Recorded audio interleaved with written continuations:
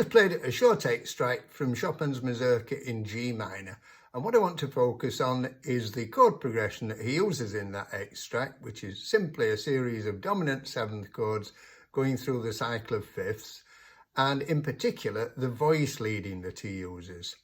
On the stave below the extract, I've stripped the chords down and just put in the left hand the root and in the right hand the G7, third B and seventh F. Now watch what happens when we go to C7. The top two notes, third and seventh, both go down one semitone. So third of G7 B drops a semitone to seventh of C7 B flat. Seventh of G7 F drops a semitone to third of C7. Going from C7 to F7, again the top two notes go down by one semitone. Third of C7 at the top this time drops a semitone to the seventh of F7 E flat. The seventh of B flat of C7 B flat drops a semitone to the third of F7 A. And then the pattern just continues through the cycle. You could carry on through the cycle until you get back to where you started.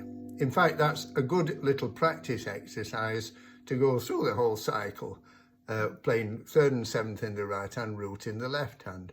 As well as playing it the way I just did, you could flip the two notes in the right hand and start with, instead of third and seventh, we could start with seventh and third. And once again, go through the cycle. It's a good idea as well to practice just the left hand playing the third and sevenths going through the cycle. Just go down in semitones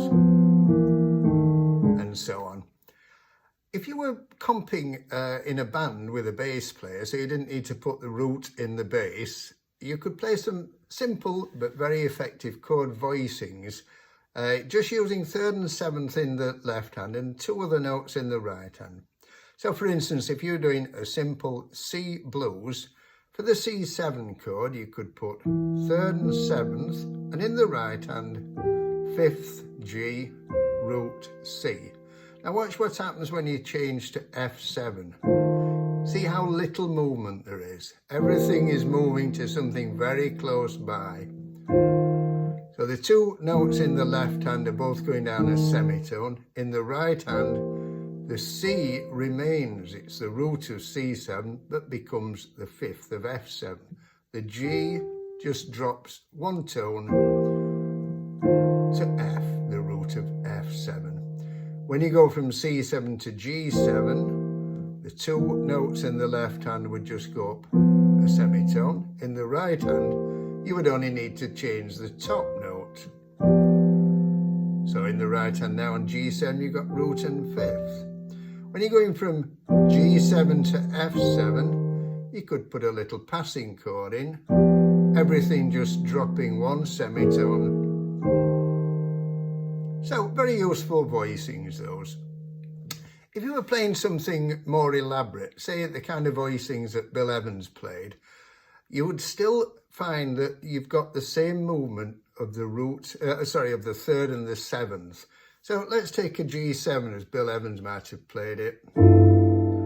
So left hand root, right hand we've got the third B, and we've got the 13th E, the 7th F, and the 9th A. Now watch what happens when I go to C7.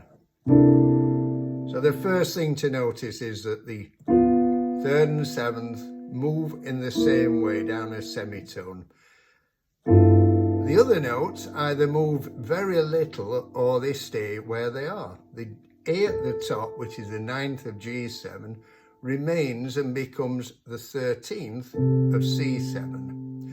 The E rather in G7, the 13th, drops one tone to D to become the 9th of C7. So very smooth voice leading. And again, you can just carry on through the rest of the progression like this. Okay, hope you found that useful. If you did, please give it a thumbs up and subscribe. Thank you.